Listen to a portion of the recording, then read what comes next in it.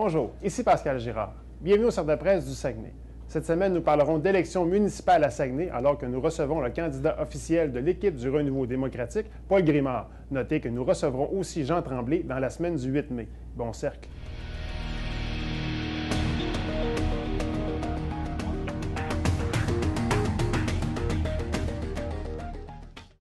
Merci tout le monde d'être là. Ce matin, on reçoit maintenant le candidat officiel à la mairie de Saguenay pour l'équipe du Renouveau démocratique, M. Paul Grimard, qui a été officiellement choisi en fin de semaine. M. Grimard, merci d'être là. Merci Donc, beaucoup. M. Grimard qui aura son discours d'ouverture. Par la suite, on passera aux questions. La première question ira à François Saint-Gelais du Quotidien et la deuxième à Jocelyn Robert de Télé-Québec. Donc, à vous, M. Grimard, et merci d'avoir accepté l'invitation. Alors, merci de me recevoir. Ça me fait plaisir de vous rencontrer ce matin. Je sais que le temps est assez limité, alors je vais parler de trois choses ce matin. Première des choses, je voudrais corriger des commentaires qui ont été faits au sujet de mon allocution de dimanche dernier. On a mentionné que l'ARD était contre une bibliothèque à Jonquière, ce qui est totalement faux. On est tout à fait en faveur d'une bibliothèque à Jonquière. Cependant, on s'est posé la question à savoir que c'était nécessaire d'investir et d'emprunter de 10 à 15 millions pour un bâtiment culturel. C'est la question qu'on a posée et on n'est absolument pas contre, au contraire. On sait qu'il y en avait besoin d'une. Deuxièmement, on a mentionné que j'avais ironisé sur la question de la prière à l'Église et que j'avais paraphrasé un texte d'Évangile. C'est tout à fait faux. Vous devriez nous en envoyer une copie, c'est ça? Je vais vous le relire. Je vais vous le relire pour être certain qu'on s'entend là-dessus. Et c'est cité de Matthieu, l'évangéliste, au chapitre 6, le verset 5. Ça ne vient pas de moi. Je l'ai noté, par exemple, je ne vais pas traîner la Bible au complet. Vous priez. Ne faites pas comme ces comédiens qui prient debout, dans les assemblées ou sur les places publiques, sûrs d'être vus. Verset 6. Tu veux prier? Va à l'écart, ferme ta porte et prie. Ton Père présent dans le secret. Et ton Père, qui voit dans le secret, te le rendra. Alors ça, je pense que ça situe bien notre position par rapport à la prière à l'Église. Il y aura certainement un moment de réflexion et chacun l'utilisera à sa manière. Deuxièmement, si vous me permettez, j'aimerais clarifier un petit peu mon CV. Là, je reçois des emails. T'as-tu fait ci? T'as-tu fait ça? Tout ça? Bon. Alors, je vais y aller assez rapidement tout de même. J'ai une licence en sciences de l'administration de l'Université Laval. J'ai une licence en sciences comptables de l'Université Laval. Je suis membre de la Corporation des comptables créés, maintenant les CPA.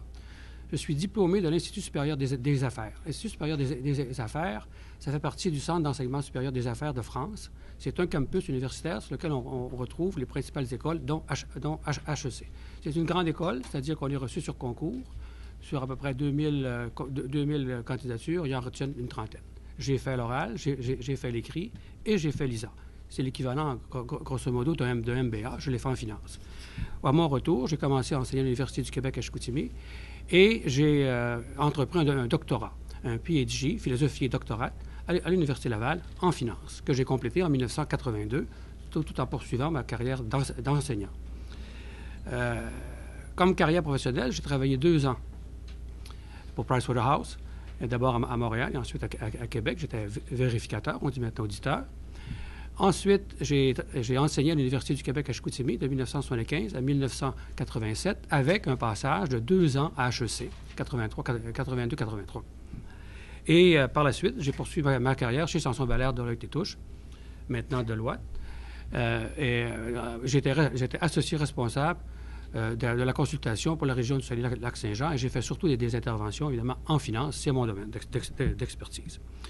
Mais pendant cette carrière-là, je pense que j'ai développé un petit peu mon entrepreneurship, disons, mes qualités de gestionnaire et peut-être aussi de médiateur. À l'UQAC, par exemple, j'ai été directeur du programme de doctorat. C'est un doctorat conjoint qu'on avait avec l'IAE d'Aix-Marseille. J'ai été à la commission des études. J'ai été directeur de la recherche. Chez Samson Valère, comme conseiller, vous comprenez que j'ai fait toutes sortes de mandats. Mandats d'évaluation, de restructuration, de litige, d'achat-vente d'entreprises, du financement, planification stratégique. J'ai fait des mandats pour le secteur privé et le secteur public. Le secteur public, les municipalités, MRC, gouvernement du Québec. Dans la région et à l'extérieur de la région. si vous le souhaitez tout à l'heure, vous pourrez me poser des questions. Et en passant, vous pouvez faire toutes les recherches que vous voulez sur la véracité de mon CV. Ça fait 20 ans qu'il circule et au-delà. Et je pense que tout est là. D'ailleurs, on vous l'avait distribué dimanche dernier à différentes conférences de presse. Maintenant, on pourrait peut-être parler des priorités de l'équipe Paul Grimard. Et je vais y aller assez rapidement et assez brièvement pour ensuite qu'on puisse entamer la discussion. La première des choses qu'on veut faire, c'est réformer la gouvernance. On veut réformer la gouvernance à la mairie, réduire le cabinet du maire, ramener le rôle du maire à son rôle principal d'arbitre, de courroie de transmission entre le politique et l'administratif, représentant de la ville en région et à l'extérieur de la région.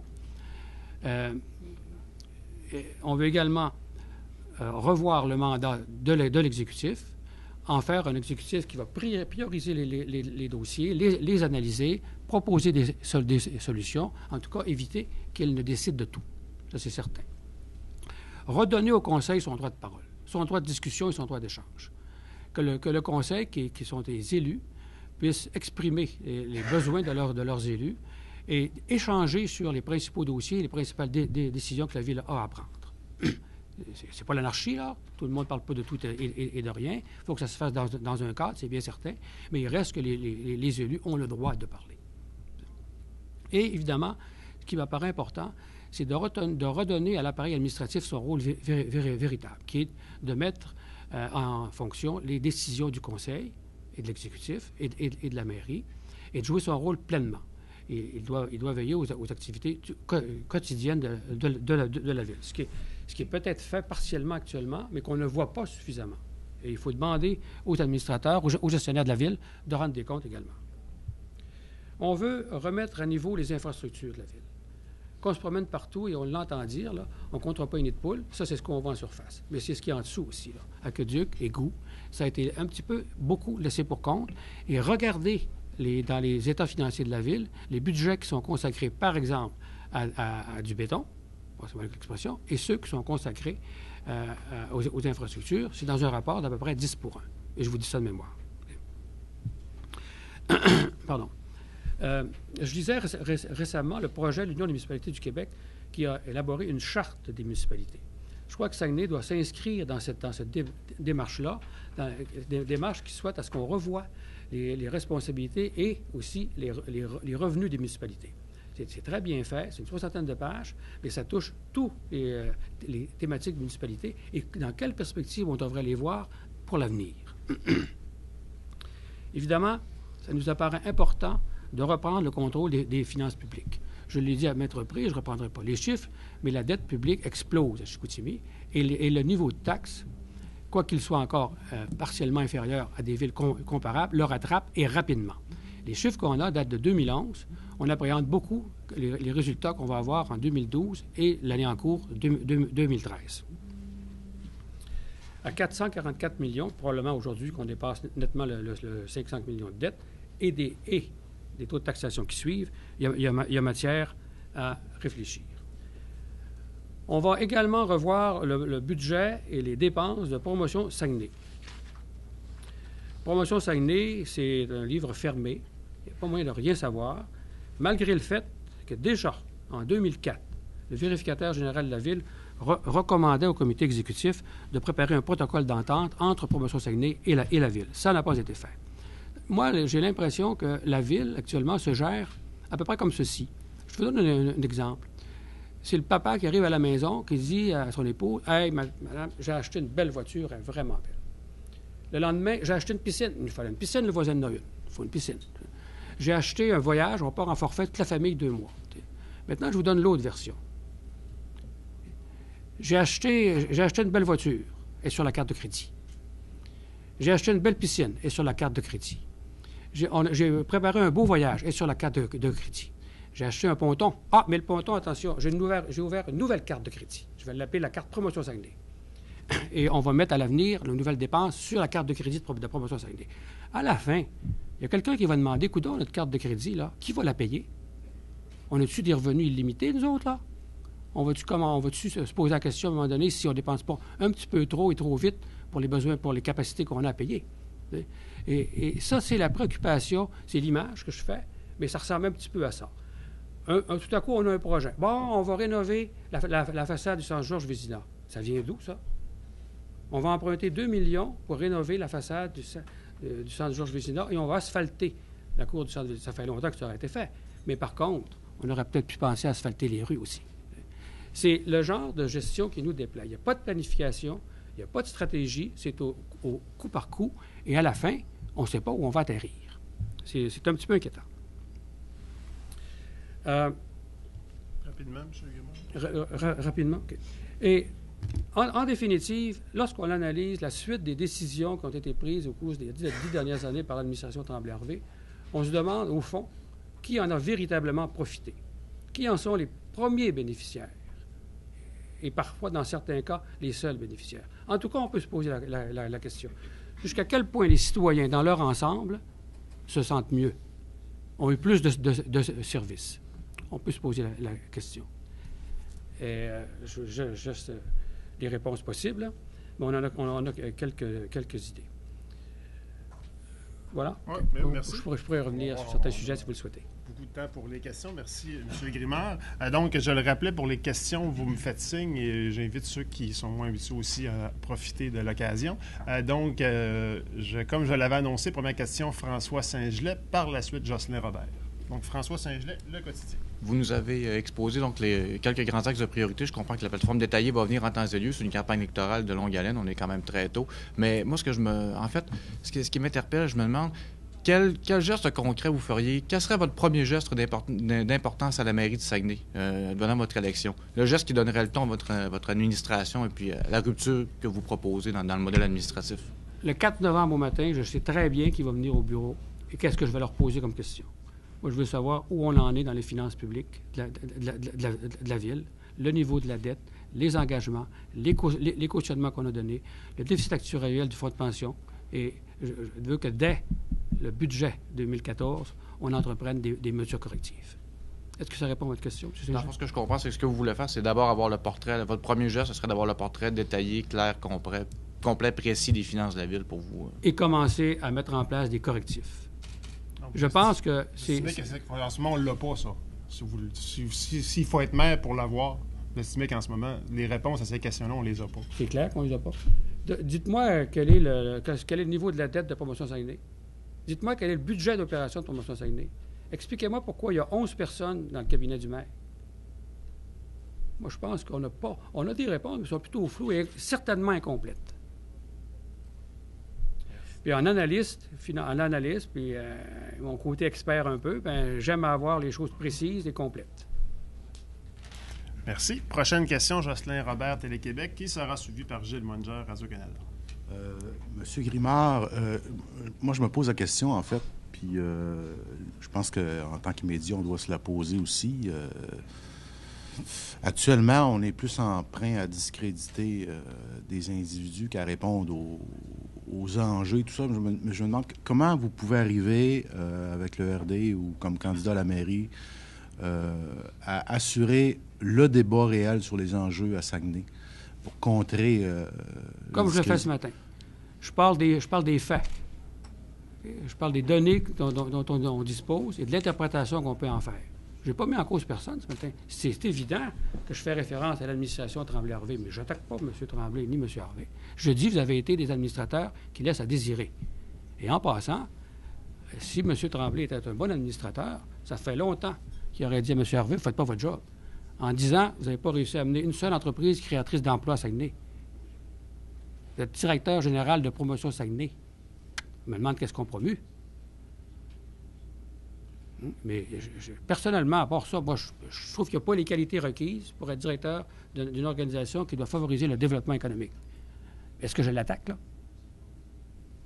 Je ne suis pas à ma place, dites-moi là, moi, je vais laisser ma place à un meilleur que moi. C'est ce que j'ai fait pendant ma carrière. Mais vous vous attendez, est-ce que même si vous tentez de demeurer au niveau des faits et des chiffres, vous devez vous attendre à ce que la campagne tourne sur le personnel et c'est même déjà commencé. Bon, vous avez le temps là, d'ici la campagne, mais est-ce que c'est une ligne que vous allez tenir du début à la fin, de ne parler que des faits, ou vous allez être entraîné malgré vous sur le plan personnel? Je n'ai pas du tout l'intention de me laisser entraîner sur le plan personnel. Moi, si j'énonce un fait et que pour une raison ou pour une autre, j'ai commis une erreur, est-ce que je dois le prendre personnel ou dire j'ai commis une erreur? Je n'ai pas rapporté les faits dans leur intégralité. Je vais me corriger. Mais je n'ai pas nécessairement à le sentir comme une attaque personnelle. Si on n'aime pas le message, vous savez, on n'est pas obligé de tirer sur le messager. Et c'est certainement la ligne que nous, on va tenir. J'espère que le débat va rester quand même au niveau, là, au-dessus des épaules, hein, et que ce sera un débat éclairé, un débat enrichissant, un débat informatif pour l'ensemble de nos citoyens qui pourront voter avec un choix véritablement bien expliqué à l'ensemble de la population. Est-ce que le RD tombe pas dans le discrédit quand déjà, puis là je me pose la question, on se targue de vouloir agir autrement, mais quand on dénonce, par exemple, l'administration Tremblay-Harvey, c'est vos propos, on est aussi dans le personnel. Ma question, c'est ça. Puis comment arriver à parler de vision? De vision? Bien, on va en parler de vision, en passant. Là. Quand je vous mentionnais tout à l'heure la Charte des villes, il y en a une belle vision dans ça. J'ai rencontré des urbanistes récemment, puis je leur disais, écoutez, Saguenay, là, c'est une ville qui n'est pas unifiée. Qu'est-ce qu'on peut faire pour que, dans une perspective, disons, de 5 à 10 ans, là, les gens soient au moins citoyens de Saguenay qui sont citoyens de leur environnement, de leur arrondissement. Et bon, ça prend un petit peu de vision pour parler de ça. Culture. On parle de la culture. Il faut tout de même avoir une idée de ce que ça représente dans une société, une activité culturelle vivante, animée, supportée. Quand on a tout oublié, tout ce qui nous reste à la culture. Hein, vous vous rappelez ça? Et je crois malheureusement que ce n'est pas la perception que l'administration actuelle a. Est-ce que j'attaque l'administration? Bien sûr que je l'attaque. Vous n'avez pas été des administrateurs suffisamment vigilants par rapport à certains domaines. Mais je n'attaque pas les individus, par exemple. Mais il me semble que c'est une expression qui est assez courante. L'administration Tremblay un tel, l'administration, on ne l'a pas inventé, là. Mais vous estimez que cette ligne-là, c'est quelque chose d'utile dans le sens que, selon vous, la présence de Ghislain Harvey est pas assez prédominante dans la population? C'est un peu ce que vous tentez d'amener. Dans le fond, l'importance de Ghislain Harvey dans l'administration actuelle, j'imagine que c'est le but de votre ligne de parti. Bien, elle est omniprésente. Il est conseiller principal du maire. Un conseiller principal du maire. Qu'est-ce que ça veut dire, ça? On se parle une fois aux 6 mois?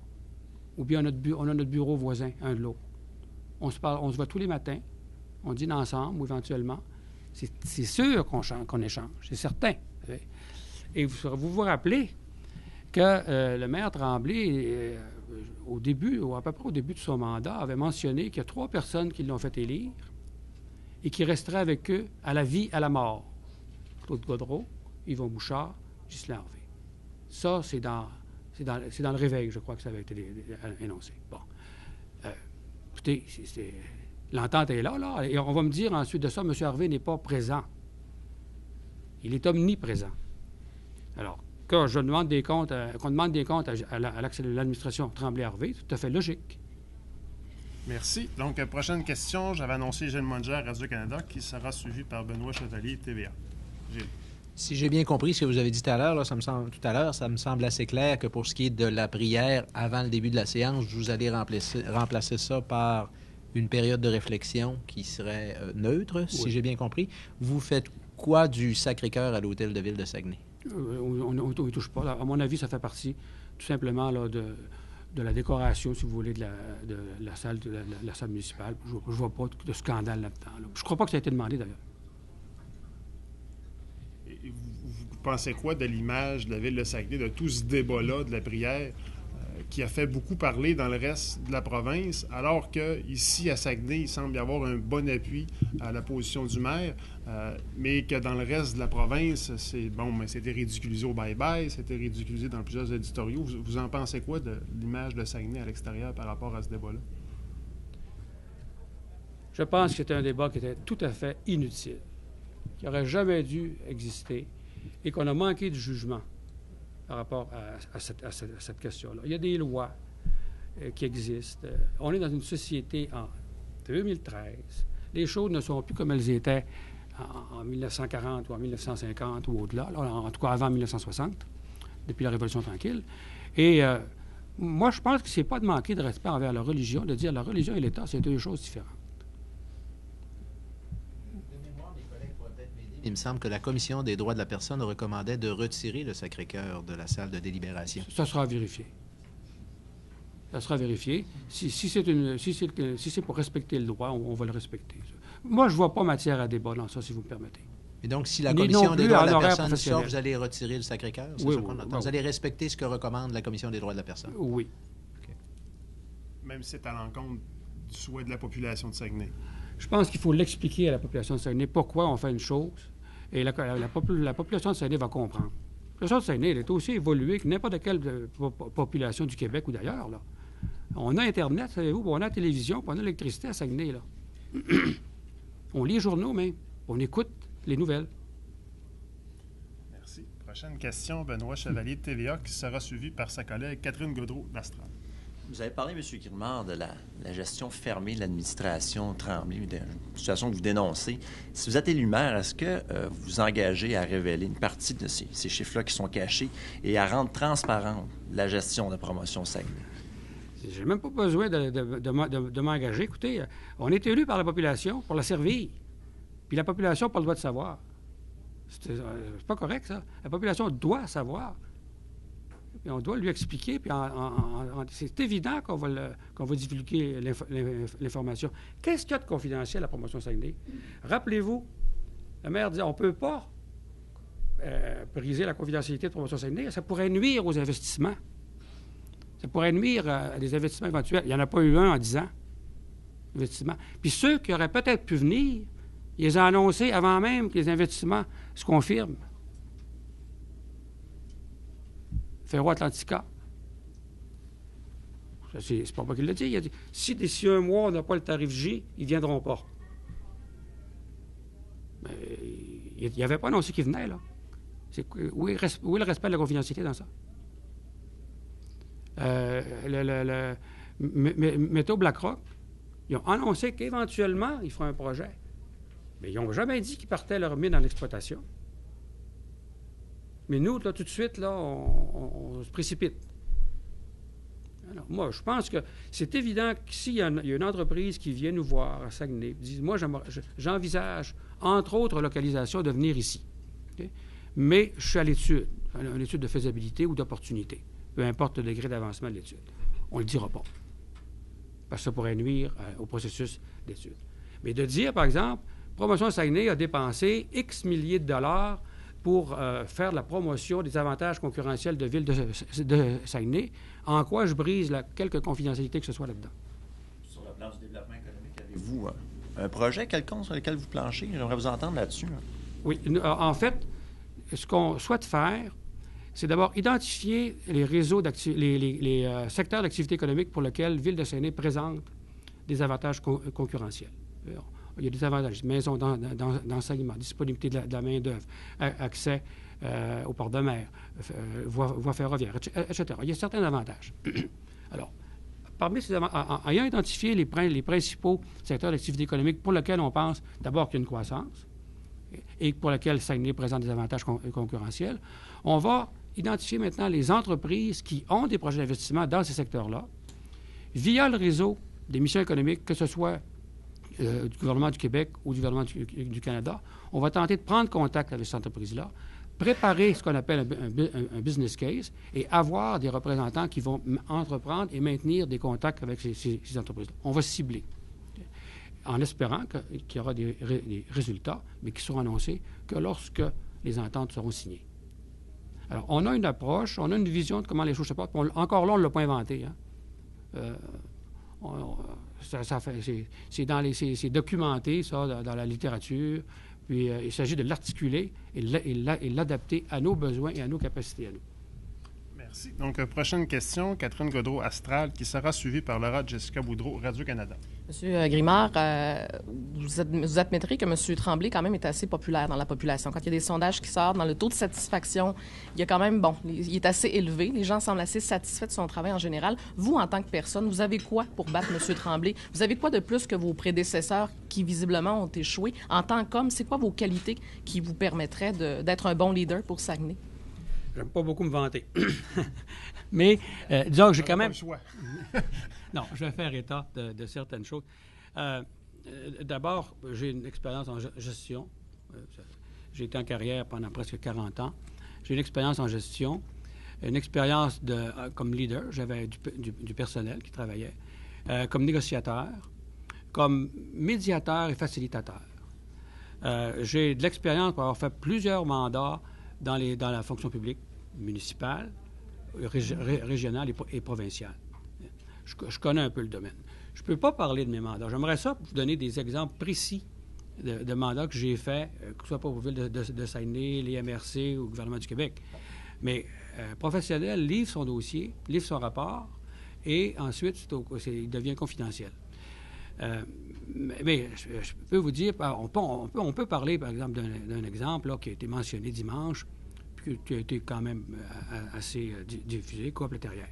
Coop La Terrière, je suis arrivé là, il y avait un chiffre d'affaires de 80 millions, mais plus d'argent pour payer les salaires, plus de directeur général, plus de directeur financier. Ça allait pas bien. Bien, Coop La Terrière existe encore, et ça va bien. On voudrait que ça aille de mieux en mieux, là, mais bon, ça, c'est un exemple. Au niveau d'arbitrage. Bon, je peux pas... En arbitrage, vous savez, c'est confidentiel. Madame le sait sûrement mieux que moi, là. Mais, alors, je peux pas parler de ces choses-là. Mais j'ai pas mal d'expérience dans le domaine public qui me font penser que j'arriverai pas devant l'inconnu à la ville de Saguenay. Et le lundi matin, je serai pas perdu dans mon bureau à regarder voler les mouches. Merci. Donc, prochaine question, Laura Jessica Boudreau de Radio-Canada, qui sera suivie par Bertrand Tremblay, Le Quotidien. Vous parliez plus tôt, en fait, que vous allez examiner beaucoup le budget au début et que vous parlez aussi d'un déficit à la ville de Saguenay. Mais moi, je veux savoir à quoi on peut s'attendre au niveau des comptes de taxes. Est-ce que les taxes vont augmenter avec le RD, en lien un petit peu avec ce que vous disiez plus tôt? Je m'excuse, je vous corrige de tout. J'ai parlé de déficit actuariel du fonds de retraite. Je n'ai pas parlé du déficit de la ville. C'est autre chose, ça. La ville n'est pas en déficit. Jusqu'à quel point on est en surplus, par exemple, il faut voir. Vous savez, c'est vrai que je suis spécialisé en finance, mais j'ai aussi ma formation de comptable qui me reste et dont je suis fier. Alors ça, je veux voir un peu comment les chiffres ont été structurés. Au niveau des taxes, premièrement, vous savez, il y a des économies instantanées à faire. Facile. Je ne donnerai pas de chiffres, là, mais au moins, je peux vous dire que ça dépasse le million. Il y en a sûrement d'autres à faire aussi. Il y a du personnel à la ville de Saguenay. Il faut aller chercher leur collaboration et trouver les endroits où il y a des économies à faire. Tout en maintenant le service aux citoyens, par exemple. Ça, c'est une priorité. Et je ne fais pas de promesses, là, mais c'est certain qu'on va s'arracher les cheveux, ce qui me reste, là, pour éviter une hausse des taxes. Ça, c'est certain. C'est un des avantages concurrentiels que Ville de Saguenay avait, qu'on est en train de perdre. Puis il n'y a aucune raison à ça, hein? Imaginez-vous qu'il y a 3 alumineries sur le territoire de Ville de Saguenay, une papetière, les installations portuaires privées de Rio Tinto. Il n'y a pas de ville au Québec qui ont ça, là, ou j'en connais pas. Vous les nommerez si vous les connaissez, là. Et on voit notre compte de taxes et notre niveau d'endettement augmenter sans cesse. Ça n'a pas de bon sens. Il faut arrêter ça. Pardon? À ce moment-là, est-ce qu'on peut prévoir un gel des taxes? Tout va être fait dans ce sens-là, je vous le dis. Mais contrairement à certaines autres, moi, je ne ferai pas de promesses que je ne suis pas sûr de tenir.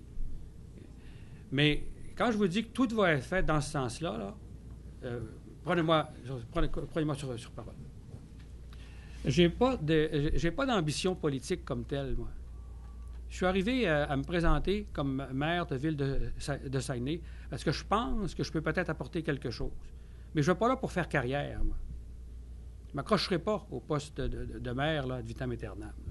Je veux y aller, je veux apporter une contribution, Les gens qui nous fassent confiance pour qu'on le fasse, qu'on le réalise, et ensuite, je passerai le flambeau à quelqu'un d'autre, en espérant qu'on respectera les règles de gestion qu'on aura implantées, la philosophie d'administration qu'on aura implantée, transparence, reddition de comptes, etc. Merci. Donc, tel qu'annoncé, la prochaine question ira à Bertrand Tremblay, Le Quotidien, et par la suite, on débutera le deuxième tour avec Jocelyn Robert de Télé-Québec. Alors, M. Grimard, pour vous faire élire, tout candidat doit présenter des rêves. Non pas seulement du sang et des larmes, mais seulement comme Churchill faisait, mais parce qu'à ce moment-là, son pays était détruit par les Allemands. Mais là, il faut vraiment présenter une perspective. Quelle perspective vous allez présenter aux gens de Saguenay que le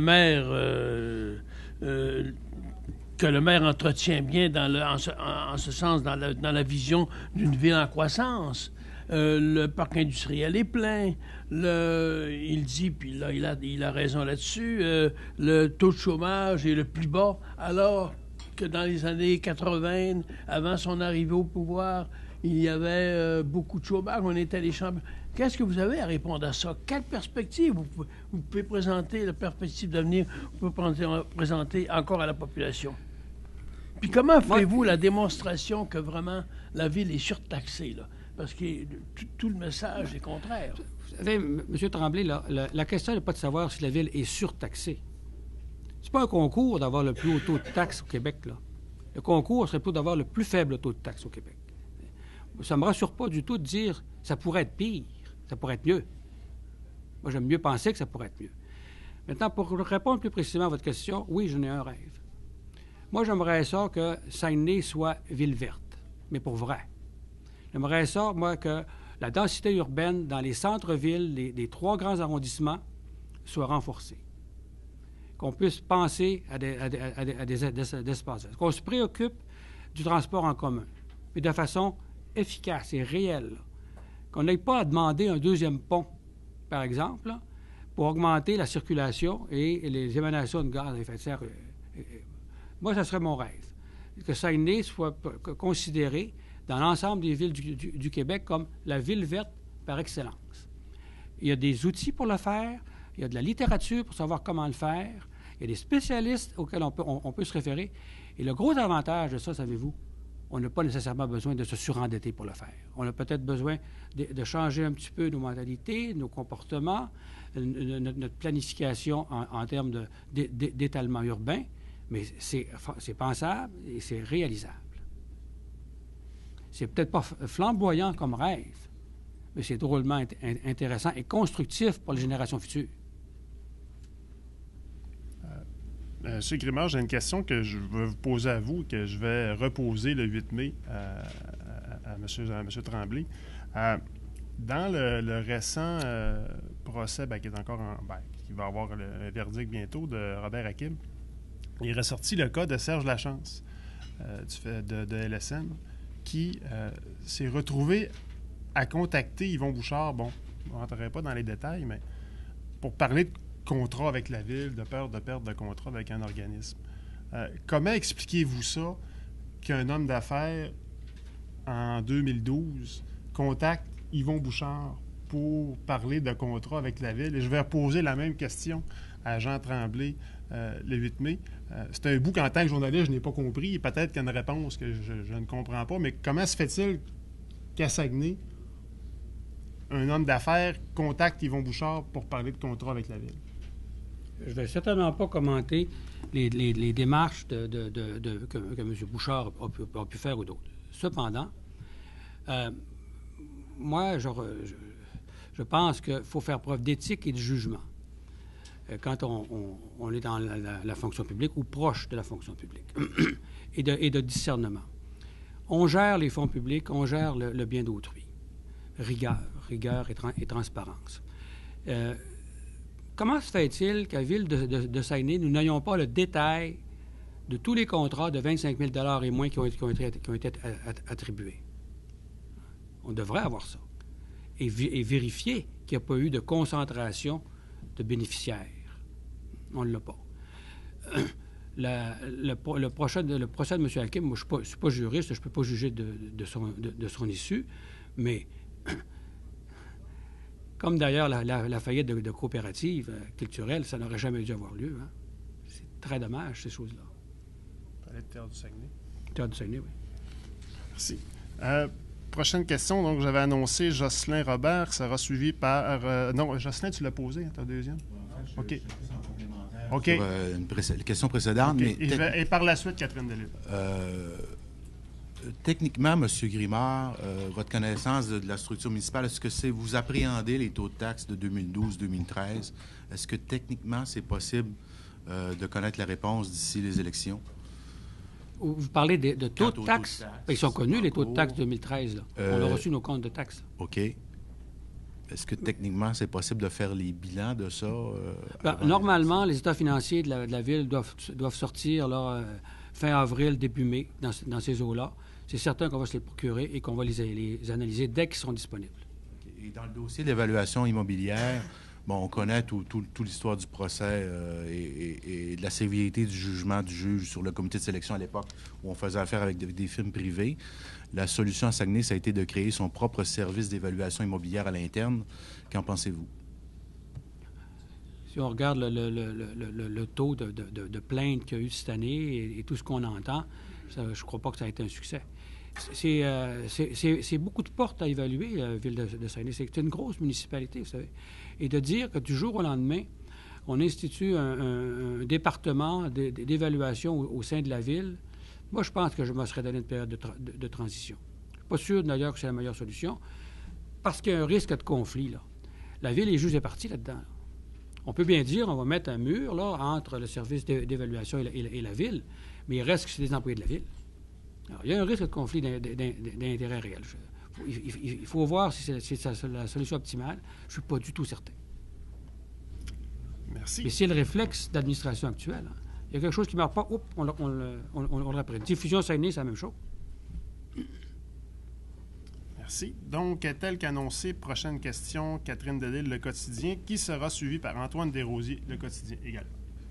Monsieur Grimard, qu'est-ce que vous reprochez le plus à l'administration Tremblay et comment vous expliquez sa longévité, 16 ans, au conseil de ville comme maire, et aussi sa très grande popularité auprès de la population?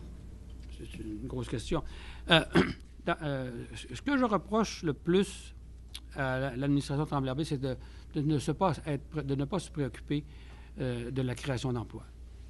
Je pense qu'à long terme, là, c'est ce qui est le plus dommageable pour la prospérité de la ville et son développement. Et tout ce qui en découle, l'endettement, la hausse des taxes. Ça, le deuxième reproche que je pourrais faire, peut-être, là, c'est de se placer beaucoup trop souvent en conflit d'intérêts.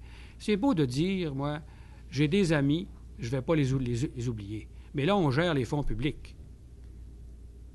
On ne gère pas des relations interpersonnelles, on gère les fonds publics. Des soumissions, puis des soumissions qui sont faites selon les règles de l'art, qu'on s'assure des qualifications des soumissionnaires et qu'on donne le projet au meilleur soumissionnaire. C'est pas toujours clair, ça. Okay. Bon. Le deuxième volet... De sa longévité, 16 ans comme maire, et puis de sa grande popularité au sein de la population. D'abord, vous savez qu'il est en pleine contradiction avec ses propres déclarations. Lui, il avait dit qu'après 2 mandats, là, il fallait qu'un politicien change. Moi, je suis bien d'accord avec ça. Bon. Cette longévité-là, je l'explique peut-être par un manque de mobilisation de la population. On s'est laissé endormir. On a cru le message. Ça va bien, inquiétez-vous pas. J'augmenterai pas les taxes. J'ai une citation, vous savez, une déclaration que le maire avait faite à un journaliste en disant « J'ai pas pu annoncer l'annonce des taxes en 2009 parce que si je l'avais fait, les gens n'auraient pas voté pour moi. » Il savait qu'il augmenterait les taxes. Ça, je pense que c'est pas correct. Le critère décisionnel à la ville de Saguenay, c'est l'électorat. Combien de votes ça me rapporte? Je vais les acheter pour les avoir, être sûr de les avoir. Ça ne sera pas le critère de l'équipe de Renouveau démocratique, ni le critère de Paul Grimard, c'est certain. Sa popularité, je ne peux pas l'expliquer autrement que par une certaine laxisme de la population. Bon. Mais je pense que de toute manière, elle a assez duré. Et la troisième question, Mme Delisle? C'était sa longévité, c'était sa popularité. Je pense qu'on a répondu. Vous avez répondu. Vous parlez de laxisme de la population. Oui. Faites-vous préciser? Moi, je pense que la population, on aurait pu constater beaucoup plus tôt qu'on était un petit peu à la dérive. C'est pas un blâme, j'en suis. Hein? Vous pourriez me dire, ça vous a pris un petit peu de temps, vous décidez de vous présenter comme maire, là. C'est une drôle de circonstance, d'ailleurs, si je me présente, là. Mais c'est un peu la responsabilité de tout le monde. Est-ce que c'est vous qui avez approché le RD, c'est le RD qui vous a approché? Moi, j'ai fait les premiers pas. J'ai rencontré le président de RD à un moment donné, une rencontre tout à fait au hasard. J'ai dit, Jacques, si je peux vous donner un coup de main, je suis à la retraite, ça me va me faire plaisir de le faire. Je ne suis pas très satisfait de l'administration Tremblay-Harvey. Bon, il dit, viens donc, on va aller prendre un café ensemble. On est allé prendre un café, il m'a expliqué ce qu'ils avaient fait, le travail de fond qu'ils avaient élaboré depuis 2 ans, qu'ils se préparaient pour l'élection en cours. Puis, de fil en aiguille, viennons faire un tour au conseil d'administration. Bon, j'y vais. On commence à chercher des candidats, puis on a sollicité beaucoup de personnes. À un moment donné, c'est venu sur la table. Paul, pourquoi tu n'y penserais pas? Je dis, ça n'a jamais été dans mes plans de ma vie, moi. Je suis à la retraite, je suis très bien, j'ai mon petit-fils, et je m'en occupe. Alors, et à la fin, il dit, écoute, Paul, on a une élection. Si vous pensez que je peux être utile, si vous pensez que mon expérience est pertinente, je vais le faire. Et c'est comme ça que je suis candidat à la mairie. Je ne le regrette pas, par exemple. Puis je vais faire une lutte pour gagner. Merci. Prochaine question. Donc, Antoine Desrosiers, Le Quotidien, qui sera suivi par Dominique Bolduc, CKJ.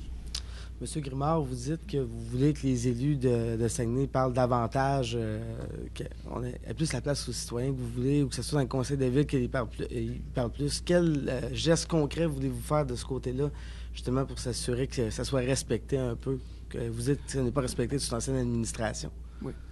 Il y a 2 documents. Hein. Il y a le décret de fusion, ça c'est assez précis. Puis ensuite, un règlement qui a été fait en 2002 sur le transfert des responsabilités du conseil de ville à l'exécutif. C'est ça qu'on va demander. Est-ce que ça répond à votre question? Merci. Donc, prochaine question, Dominique Bolduc, CKJ, qui sera suivi par Joanne de la Sablonnière, Le Courrier du Saguenay. Monsieur Grimard, vous avez mentionné tout à l'heure vouloir travailler avec les forces de ville de Saguenay, c'est-à-dire, vous avez dit le port, la desserte. Pourquoi avoir demandé l'arrêt de la construction de la desserte ferroviaire qui devrait être prête pour fin 2013? Parce que, actuellement, c'est prématuré. Il y a eu des vérifications de fait auprès de Métaux Black Lake, et ce qu'ils sont en train de faire, c'est des études de faisabilité de l'exploitation du gisement. Alors, ces études-là vont les mener à une décision go, no go. On l'exploite ou on ne l'exploite pas. Et ensuite, ils vont chercher du financement. Combien de temps ça va prendre? Est-ce qu'ils vont réussir leur financement? Vous savez, PricewaterhouseCoopers vient de publier un rapport. Au premier trimestre 2013, aucune entreprise canadienne n'a fait appel à l'épargne en bourse pendant ce trimestre-là. Parce que le secteur est au ralenti. Combien de temps? Puis, vous savez, la bourse est un indicateur avancé de l'économie. Il ne faut pas oublier ça. Alors, combien de temps ce ralentissement va durer? Quelles conséquences ça pourrait avoir sur certains projets, aussi bien en région ici qu'ailleurs au Canada? On ne le sait pas. Mais attendons de savoir s'il va y avoir projet réellement. Puis je suis certain qu'on aura les délais pour compléter cette fameuse desserte. Pensez-vous que Black Lake va dépenser 5 cents pour faire le convoyeur s'ils ne sont pas sûrs d'exploiter la mine? Pourquoi ils ne commencent pas leur convoyeur tout de suite? Pour être prêts. Pourquoi ils ne le font pas? Expliquez-moi ça, là. Ensuite, il y a autre chose. Mais ça, je n'irai pas très loin là-dedans. C'est que ce n'est pas du tout une évidence pour moi que c'est aux citoyens de Saguenay pour cette desserte-là. Je ne dis pas qu'il n'y a pas besoin d'une desserte. Si les métaux doivent transiter par Port-Saguenay, c'est certain que ça prend une desserte. Mais je ne suis pas du tout convaincu que c'est aux citoyens de Port-Saguenay à payer pour la desserte. Il y a d'autres formules. Il faut avoir négocié un petit peu avec des entreprises, avoir un petit peu d'imagination pour comprendre qu'il peut y avoir d'autres formules. En tout cas, moi, j'en ai réussi. Puis est-ce que le changement de gouvernement à Québec par rapport au plan Nord, est-ce que c'est de quoi qui peut nuire justement à ces projets-là? qui aurait un impact pour Saguenay? Ben, dites-moi comment le gouvernement actuel va continuer ou modifier l'évolution du plan Nord, puis je pourrais vous répondre. Mais pour le moment, je ne le sais pas. Eux disent que c'est une étiquette publicitaire. Bon. Est-ce que c'est plus que ça? Est-ce que c'est autre chose? Je peux pas répondre à votre question à ce moment-là. Merci. Donc, prochaine question, Joanne de la Sablonnière, Le Courrier du Saguenay, qui sera suivie par Laura Jessica Boudreau, Le Quotidien. M. Grimard, même si on est tôt dans la campagne, on entend souvent les politiciens raconter ou dire que, bon, c'est sur le terrain qu'on sent vraiment l'appui des gens. Tout ça. Comment ça va de votre côté avec le RD? Est-ce que, justement, vous sentez de plus en plus l'appui de la population? Y a-t-il encore une réserve? Là? Il y avait comme une... Vous parliez quasiment de crainte là, des gens d'exprimer ouvertement là, leur appui face à votre parti, pour toutes sortes de raisons. Là. Dimanche dernier, là, il y avait au-dessus de 300 personnes à l'annonce de mon choix comme chef. Il y avait 300 personnes. Auriez-vous imaginé au mois de décembre que l'ERD pouvait organiser une activité et avoir 300 personnes présentes? C'est un indicateur. J'espère qu'il y en a d'autres. Là. Ensuite, je pense qu'on commence à faire partie du décor médiatique. On commence à faire partie de l'actualité. Les gens vont vouloir savoir qu'est-ce qu'on a à offrir. Ils vont vouloir nous connaître. On va aller vers les gens pour se faire connaître également. Mais c'est un travail qu'il fallait commencer tôt, étant donné qu'on partait de loin.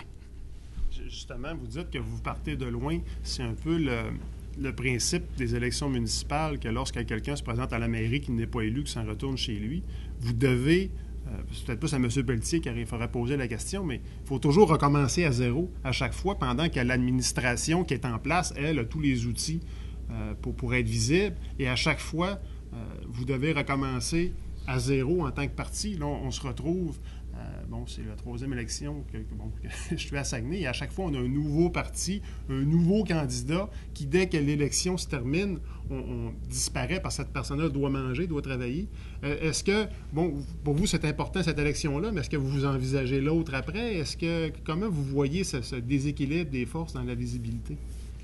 Cette année, les choses sont très différentes parce qu'il va y avoir un nouveau maire. Alors, on ne recommencera pas à zéro. Mais vous êtes là, dans le fond, M. Pelletier et Gagnon sont partis à zéro. Comment vous voyez cette bataille-là dans la visibilité publique, dans les médias? C'est à recommencer, tandis que l'administration, elle est déjà en place et visible depuis 4 ans. C'est quand même un gros désavantage. Écoutez, moi, je pense que vous parlez des médias. On les a rencontrés, les médias. On a organisé des activités. Ils sont présents. Il y a une couverture de nos activités dans les journaux. On aimerait ça, toujours en avoir plus, c'est bien évident. Plus on a de visibilité, plus ça va nous aider. Mais il y a une progression qui se fait actuellement, puis on espère que ça va continuer. On va travailler très fort pour que ça continue, pour que les gens nous voient comme la vraie alternative. Merci. Prochaine question, Laura Jessica Boudreau, Radio-Canada, qui sera suivie par Catherine Delisle. Si vous êtes élu en novembre prochain, qu'adviendra-t-il du cabinet du maire, les 11 personnes, dont Ghislain Harvey? Est-ce que vous allez effectuer un congédiement massif? On peut l'appeler massif, là, mais il y a 11 personnes. Est-ce il y aura certainement des gens au cabinet du maire, là. Mais est-ce qu'il en partent 5, 6, 7, 8? C'est massif. 2 professionnels en information au cabinet du maire, alors qu'on a déjà à la ville une structure d'information. Est-ce que c'est là? Est-ce que c'est correct, ça? Non, moi, à mon avis, non. Alors, il va y avoir une bonne réduction, puis j'ai très bien connu d'autres cabinets du maire à Saguenay, là, puis ça fonctionnait. C'est sûr qu'on ne voyait pas le maire filmer à tout minute, là. Ça, c'est certain, puis vous ne le verrez pas non plus, là. Mais il y a moyen, je pense, de faire un bon travail, d'être présent, que les citoyens soient informés sans que ça prenne 11 personnes pour le faire. Allez-vous faire Ville en action? C'est ça, allez-vous garder Ville en action? Pardon? Ah non. Non, puis je n'aurai pas d'émission à la radio non plus. Allez, garder M. Harvey? J'espère que M. Harvey aura la décence, si ce n'est pas déjà fait, parce que je pense qu'il devrait démissionner maintenant. Mais j'espère qu'il aura la décence de donner sa démission le soir même de l'élection. Parce qu'il ne fait pas de job. C'est pas parce que tu es l'ami du maire que tu es obligé de rester dans un poste pour lequel tu ne rencontres pas tes responsabilités. Il n'a pas amené à Saguenay une seule entreprise créatrice d'emplois en 10 ans. Puis on appelle ça Promotion Saguenay. C'est Promotion Tremblay, puis c'est Promotion Harvey, mais c'est pas Promotion Saguenay. Merci. Prochaine question, Catherine Delisle, Le Quotidien, qui sera suivie par Jocelyn Robert, Télé-Québec. Monsieur Grimard, vous vous présentez avec un parti politique. Vous savez que dans le passé, à Saguenay, vous savez comme moi que ça n'a jamais été populaire. Est-ce que vous n'avez pas peur que ça devienne un boulet? Je ne pense pas. En fait, s'il n'y avait pas eu l'équipe du Renouveau démocratique, tout le travail de préparation qu'ils ont fait, le travail de fond, de régularisation par rapport au directeur général des élections, je ne me serais pas présenté. Mais je pense que l'équipe du Renouveau démocratique, actuellement, mobilise les gens. Ce n'est pas un feu de paille. Si ça avait été créé dans l'immédiat, pour l'élection immédiate, je partagerais votre point de vue. Mais ce n'est pas le cas. Ça fait au-dessus de 2 ans que les gens travaillent à s'organiser, à se planifier, à se structurer et à recruter des membres. Alors, je ne crois pas que ce soit un feu de paille, mais pas du tout. Et quelle que soit l'issue de l'élection, l'équipe du Renouveau démocratique va continuer. Merci. Et je demeurerai chef de l'équipe du Renouveau démocratique en tant que maire.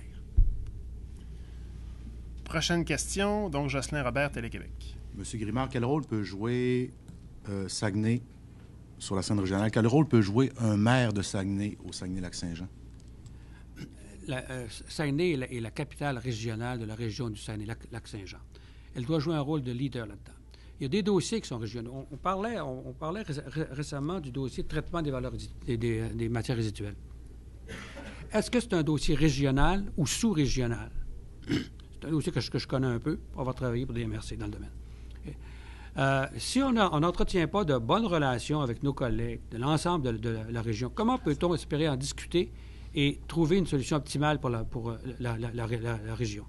La région est une destination touristique extraordinaire. Je pense qu'il y a du développement à faire dans ce domaine-là. Mais au niveau régional, on va le faire beaucoup mieux que si on le fait chacun dans son petit coin, en laissant travailler les uns et les autres, etc., etc. Développement économique. Saguenay a des avantages, mais la région a des avantages aussi. Et à chaque fois qu'une entreprise s'implante dans la région, que ce soit à Saguenay ou ailleurs, à Saguenay en profite. Alors, on doit également collaborer avec la région pour le développement économique. Entre autres, culturel, j'en parlerai pas. Évidemment, ça va de soi. Hein? Bon. Prochaine question, M. Gilbert Savard, et ça risque d'être peut-être la dernière question. Donc, Gilbert. Grimard, M. Tremblay a dit qu'il avait des révélations croustillantes à faire sur votre compte.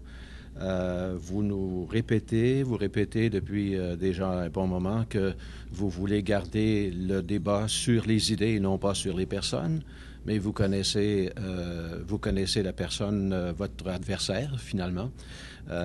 Il est possible, vous vous attendez peut-être à ce qu'il mette à exécution sa menace de faire des révélations croustillantes. Si vous êtes attaqué personnellement ou votre entourage immédiat, comment est-ce que vous allez réagir? Est-ce que vous avez l'intention de répondre? Est-ce que vous avez l'intention même éventuellement d'aller devant les tribunaux? Vous ne serez pas le premier à aller devant les tribunaux concernant la ville de Saguenay et l'administration actuelle. Oui. J'ai beaucoup de respect pour la profession de droit, mais je pense qu'il faut qu'elle soit utilisée à bon escient. J'ai travaillé toute ma vie avec des avocats. Je pense que c'est pas mon genre, moi, de tout judiciariser tout le temps. Là, on judiciarise le cas des Saguenayens. On a un autre procès avec Technipro, Jonquière, etc. Mais si je suis attaqué personnellement, je vais répondre.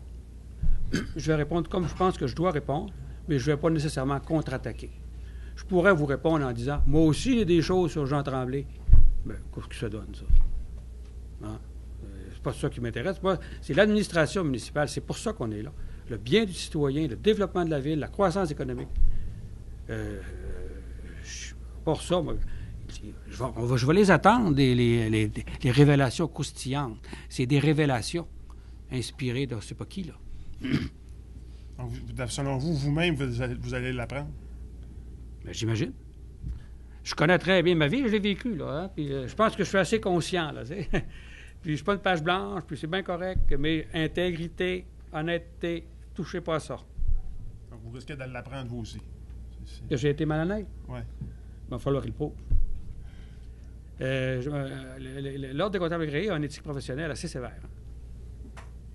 Et pour dernière question de ce cercle de presse, Bertrand Tremblay, Le Quotidien. Alors, M. Grimard, la ville de Saguenay, c'est un ensemble de 7 anciennes municipalités qui devait devenir une seule ville. Mais est-ce que ça ressemble à une ville? Comment est-ce que vous feriez pour que Saguenay ressemble vraiment à une ville unifiée et non pas à une sorte de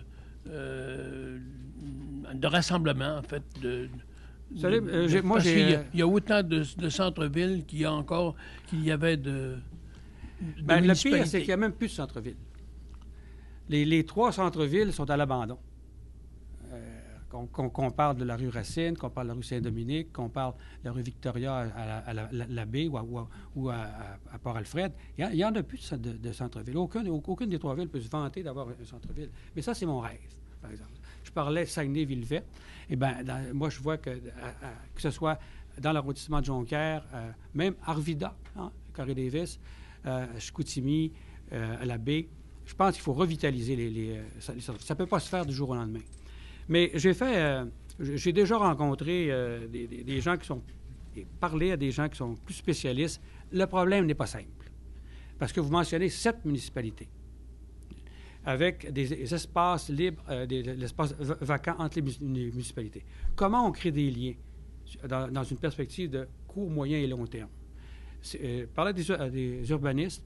Même hier, je parlais à un collègue qui a son doctorat en développement urbain. Puis, il me disait, Paul, c'est un moins beau problème.